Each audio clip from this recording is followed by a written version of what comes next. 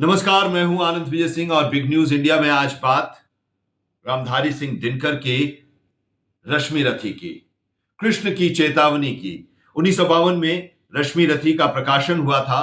यह कालजयी खंड काव्य है जिसमें एक अंश है कृष्ण की चेतावनी की।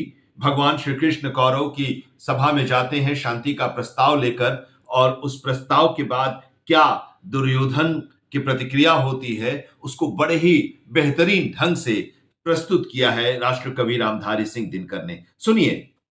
वर्षा तक वन में घूम घूम बाधा विघ्नों को चूम चूम सह धूप धाम पानी पत्थर पांडव आए कुछ और निखर सौभाग्य न सब दिन सोता है देखें आगे क्या होता है मैत्री की राह बताने को सबको सुमार्ग पर लाने को दुर्योधन को समझाने को भीषण विध्वंस बचाने को भगवान हस्तिनापुर आए पांडव का संदेशा लाए दो न्याय अगर तो आधा दो पर इसमें भी यदि बाधा हो तो दे दो केवल 5 ग्राम रखो अपनी धरती तमाम हम वहीं खुशी से खाएंगे परिजन पर असी न उठाएंगे। दुर्योधन वह भी दे न सका आशीष समाज की ले न सका उल्टे हरि को बांधने चला जो था असाध्य साधने चला जब नाश मनुज पर छाता है पहले विवेक मर जाता है। हरि ने भीषण हुंकार किया अपना स्वरूप विस्तार किया डगमग डगमग दिग्गज डोले भगवान कुपित होकर बोले जंजीर बढ़ाकर साध मुझे हाँ हाँ दुर्योधन बांध मुझे यह देख गगन मुझ में लय है यह देख पवन मुझ में लय है मुझ में विलीन झंकार सकल मुझ में लय है संसार सकल अमरत्व फूलता है मुझ में संहार झूलता है मुझ में उदयाचल मेरा दीप्त भाल भूमंडल वक्ष स्थल विशाल भुज परिधि बंध को घेरे हैं मैना कुमेरु पग मेरे हैं दीप्ते जो ग्रह नक्षत्र निकर सब है मेरे मुख के अंदर दृग हो तो दृश्य अकांड देख मुझ में सारा ब्रह्मांड देख चर अचर जीव जग क्षर अक्षर नश्वर मनुष्य सुर जाति अमर शतकोटि सूर्य शतकोटि चंद्र शतकोटि सरित सर सिंधु मंद शतकोटि विष्णु ब्रह्मा महेश शतकोटि विष्णु जलपति धनेश शतकोटि रुद्र शतकोटि काल शतकोटि दंडधर लोकपाल जंजीर बढ़ाकर साध इन्हें हाँ हाँ दुर्योधन बांधे इन्हें भूलोक अतल पाताल देख गत और अनागत काल देख यह देख जगत का आदि सृजन यह देख महाभारत कारण मृतकों से पटी हुई भू है पहचान इसमें कहां तू है अंबर में कुंतल जाल देख पद के नीचे पाताल देख मुट्ठी में तीनों काल देख मेरा स्वरूप विकराल देख सब जन्म मुझी से पाते हैं फिर लौट मुझी में आते हैं जिह्वा से करती ज्वाल सघन सांसों में पाता जन्म पवन पर जाति मेरी दृष्टि जिधर हंसने लगती है सृष्टि उधर मैं जब ही मूंदता हूं लोचन छा जाता चारों ओर मरण बांधने मुझे तो आया है जंजीर बड़ी क्या लाया है यदि मुझे बांधना चाहे मन पहले तो बांध अनंत गगन सूने को साध न सकता है वह मुझे बांध कब सकता है हित वचन नहीं तूने माना मैत्री का मूल्य न पहचाना तो ले मैं भी अब जाता हूं अंतिम संकल्प सुनाता हूं याचना नहीं अब रण होगा जीवन जय या कि मरण होगा टकराएंगे नक्षत्र निकर बरसेगी भू पर वहनी प्रखर फणशेष नाग का डोलेगा विकराल काल मुंह खोलेगा दुर्योधन रण ऐसा होगा फिर कभी नहीं जैसा होगा भाई पर भाई टूटेंगे विश्वाण बूंद से छूटेंगे वायस श्रृंगाल सुख लूटेंगे सौभाग्य मनुज के फूटेंगे आखिर तू भूसा ही होगा हिंसा का परदाई होगा थी सभा सन्न सब लोग डरे चुप थे या थे बेहोश पड़े केवल दो नर न घाते थे धृतराष्ट्र विदुर सुख पाते थे कर जोड़ खड़े प्रमुदित निर्भय दोनों पुकारते थे जय जय। तो कृष्ण मैत्री का संदेश लेकर गए थे कि युद्ध छोड़ दो, युद्ध से तुम्हें कुछ मिलने वाला नहीं है। दुर्योधन को वो समझा रहे थे, शांति का प्रस्ताव लेकर गए थे कृष्ण पांडवों की तरफ से कौरवों की सभा में, शांति दूत बनकर गए थे। एक आखिरी प्रयास श्री कृष्ण की तरफ से कि रोका जाए युद्ध, कहीं दुर्योधन समझ जाए, लेकिन दुर्योधन तो समझने वाला नहीं था। कृष्ण ने कहा कि जो द्रुत क्रीड़ा हुई, द्रुत क्रीड़ा में जो तुमने शर्त रखी हारने के बाद पांडवों को, तो पांडव उसे माने, वन को गए, अज्ञातवास को पूरा किया, अब लौट आए, अब तुम्हारा समय है, अब तुम अपना जो तुमने जो वचन दिया था उसे अब पूरा करो और उनके राज्य को लौटा दो, हस्तिनापुर दे दो। अगर वो नहीं दे सकते हो तो केवल 5 ग्राम दे दो, मतलब 5 गांव दे दो। 5 भाई हैं पांडव, युधिष्ठिर, भीम, अर्जुन, नकुल, सहदेव, एक एक गांव दे दो, 5 गांव दे दो और उसी में वो रहेंगे, खुशी से रहेंगे। लेकिन दुर्योधन वो भी नहीं समझ पाया और भगवान श्री कृष्ण को ही बांधने के लिए आदेश दे दिया। तब भगवान ने अपना विकराल रूप दिखाया, वो विराट स्वरूप भगवान का, और कोई देख नहीं पाया, उस तेज को बर्दाश्त नहीं कर पाया, सिर्फ 2 लोगों को छोड़कर, धृतराष्ट्र और विदुर। वो सुख ले रहे थे इनके स्वरूप को देखकर, भगवान के स्वरूप को देखकर। पूरा कुरुक्षेत्र के रण का दृश्य श्री कृष्ण ने अपने उस स्वरूप के जरिए दिखा दिया कि क्या होगा युद्ध में, वो यही देख लो, अभी देख लो नतीजा क्या होने वाला है, और खुद को ढूंढो इन लाशों में कि तुम कहां हो दुर्योधन, तुम खुद को ढूंढो। लेकिन दुर्योधन तो मतवाला था, कुछ नहीं समझने वाला था। और देखिए 1952 में रश्मि रथी रामधारी सिंह दिनकर जी ने लिखी थी, और आज 2025 में जब भारत की सेना ऑपरेशन सिंदूर में अपना पराक्रम दिखाती है और उस पराक्रम के बाद जब वीडियो तस्वीरें देश के लोगों के सामने प्रस्तुत करती है हमारी सेना, तो उसमें रश्मि रथी के इसी भाग के, इसी अंश के कुछ पंक्तियों को वो लेकर बताते हैं। जब नाश मनुज पर छाता है, पहले विवेक मर जाता है।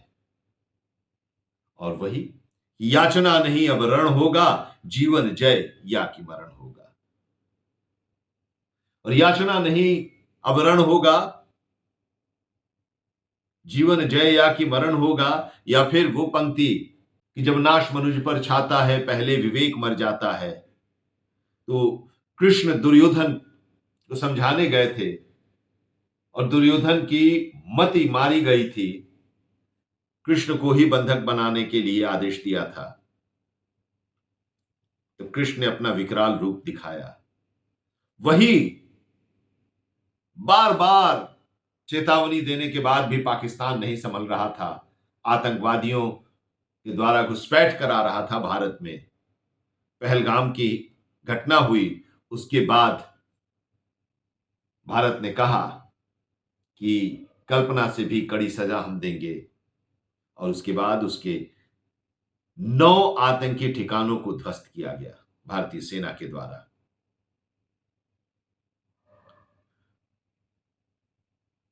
आतंकियों के संरक्षण में पाकिस्तान आया और भारत के रिहायशी इलाकों पर हमला करने लगा। दिल्ली तक पर हमला करने की कोशिश किया, जिसे मार गिराया गया हिसार में। अमृतसर की गोल्डन टेम्पल को निशाना बनाया था। उसके मिसाइल को गिरा दिया गया।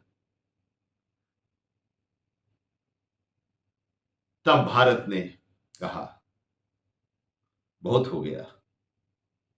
अभी तक तो यही था कि जब नाश मनुज पर छाता है पहले विवेक मर जाता है। अब तो हो गया कि याचना नहीं अब रण होगा, जीवन जय या कि मरण होगा। और उसके बाद भारत की सेना ने उनके 11 एयरबेस को नेस्तनाबूद कर दिया, ध्वस्त कर दिया और यही बताया। उधर अब दोनों में देखिए, कृष्ण को जब बंधक बनाने का आदेश दुर्योधन ने दिया तो कृष्ण ने अपना विकराल स्वरूप दिखाया, अपना विराट स्वरूप दिखाया और उस स्वरूप से जो तेज था उसको सहन करने की शक्ति किसी में नहीं थी। बड़े बड़े धुरंधर वहां बैठे हुए थे, पितामह भीष्म, द्रोणाचार्य से लेकर दुर्योधन, कर्ण, सब। सिर्फ 2 लोगों को छोड़ दिया जाए तो धृतराष्ट्र और विदुर, वही देख रहे थे, महसूस कर रहे थे, जय जय कर रहे थे। वही हाल पाकिस्तान का, समझ ही नहीं पा रहा था वो हमारी शक्ति को। और हमने एक ट्रेलर दिया है, दिखाया है। पूरी पिक्चर तो अभी बाकी है। ये हम कहें अगर सुधर जाओ, अगर नहीं सुधरोगे तो सुधारना भारत को आता है। और ये दुनिया ने देख लिया भारत की उस शक्ति को, भारत की सेना को। ये भारत 50 के दशक का, 60 के दशक का, 70 के दशक का भारत नहीं है। ये भारत आज का भारत है, नया भारत है। और इस भारत की सेना के पास भारत के निर्मित हथियार हैं, चीनी खिलौने नहीं हैं, तुर्की के ड्रोन नहीं है। भारत का ब्रह्मास्त्र है, उसको बर्दाश्त कर पाना दुनिया के लिए बहुत मुश्किल है। और पाकिस्तान तो कहीं आता ही नहीं है। इसलिए अभी भी वक्त है, सुधर जाओ। कृष्ण के शांति प्रस्ताव की तरह ही हमने तुम्हें एक मौका दिया है। भारत ने तुम्हारे उस सीज फायर के प्रस्ताव को स्वीकार करके सुधर जाओ। अभी तो घुटने के बल पर आकर त्राहिमाम करते हुए सीज फायर के लिए हाथ जोड़कर खड़े थे। हमारे डीजीएमओ के पास संदेश भेजा तुम्हारे डीजीएमओ ने, और हमने कहा कि ठीक है, हम अभी रुक जाते हैं, लेकिन खत्म नहीं हुआ है। हम वेट एंड वॉच की पॉलिसी पर हैं। हमने ये संकल्प ले लिया है कि आतंकवाद को हम खत्म करेंगे, जड़ से खत्म करेंगे। जीरो टॉलरेंस की नीति है टेररिज्म के प्रति हमारी। और हम दुनिया को बता रहे हैं, हमारी टीम है दुनिया में गई हुई, और दुनिया के देशों में ये सामने रखा जा रहा है। आतंकवाद से भारत ही परेशान नहीं है, दुनिया परेशान है। अमेरिका भी तो परेशान था जब उस पर हमला हुआ। तो फिर आप एबटाबाद में जाकर बिन लादेन को मार सकते हैं, और भारत अगर यह करता है तो क्या गलत करता है? यह नया भारत है, और नया भारत झुकता नहीं है। हम किसी को झुकाने के लिए भी मजबूर नहीं करते, लेकिन हमारे रास्ते में कोई आएगा, हमारे ऊपर अगर आंख उठाएगा, तो हम आंख भी निकालने की क्षमता रखते हैं। और यह हमने दिखा दिया है दुनिया को। यह सिर्फ पाकिस्तान के ऊपर एक उनके आतंकी ठिकानों के ऊपर हमला नहीं था, यह दुनिया को भी भारत की सेना ने अपनी स्थिति के बारे में बताया, अपने उस स्वरूप के बारे में बताया। और आज तो एक और अच्छी खबर आई, कि हम अभी दुनिया की 5वीं अर्थव्यवस्था थे 2020 में। ब्रिटेन को छोड़कर, इंग्लैंड को पीछे छोड़कर हम 5वीं स्थान पर आए थे। अब हम चौथे स्थान पर आ गए हैं। $4 ट्रिलियन वाली इकोनॉमी हम बन गए हैं। जापान को हमने पीछे छोड़ा है। अब हमसे आगे 1 नंबर पर अमेरिका है, दूसरे नंबर पर चाइना है और तीसरे नंबर पर जर्मनी है। और आगे के 2-3 साल में हम जर्मनी को भी पीछे छोड़ देंगे और तीसरे नंबर की अर्थव्यवस्था वाला देश भारत बन जाएगा। अब इसके लिए आगे बढ़ रहा है और ये विश्वास के साथ लोग अनुमान भी लगा रहे हैं। 2047 में भारत ने लक्ष्य लिया है एक डेवलप्ड स्टेट के तौर पर अपने आप को स्थापित करने का, और उस लक्ष्य की तरफ हम बढ़ रहे हैं। और उसी लक्ष्य की तरफ बढ़ते कदम का एक सफल नतीजा है जब हम जापान को पीछे छोड़कर चौथी अर्थव्यवस्था, दुनिया की चौथी सबसे बड़ी अर्थव्यवस्था वाला देश के तौर पर भारत वहां उस पायदान पर पहुंच गया है। हमारा लक्ष्य अब तीसरे स्थान पर पहुंचने का है इसी 2-3 साल के अंदर। तो साहित्य समाज का दर्पण होता है, साहित्य समाज का आईना होता है। और देखिए कि रश्मि रथी की उन पंक्तियों को कि जो आज भी चरितार्थ हैं और आज की जो परिवेश में जो घटनाएं घट रही हैं उसमें इन पंक्तियों को दोहराया जा रहा है और आज के इस परिवेश में वो सटीक बैठती है। तो रश्मि रथी की कुछ और अंश हैं, सर्ग हैं उसके, और बड़े ही इंटरेस्टिंग सर्ग है। जब कृष्ण की कर्ण से बात होती है, जब कर्ण की कुंती से वार्ता होती है, वो भी बड़ा रोचक है। कर्ण और कुंती संवाद जब आप सुनेंगे और पढ़ेंगे तो आपकी आंखों में आंसू आ जाएंगे। कृष्ण जब कर्ण को पांडवों की तरफ से आकर उनकी सेना को लीड करने के लिए कहते हैं तो कर्ण का क्या जवाब होता है, और कृष्ण और कर्ण की जो वार्ता होती है, रथ चली परस्पर बात चली, शमदम की टेढ़ी घात चली। तो वो जो रणनीति है, राजनीति है,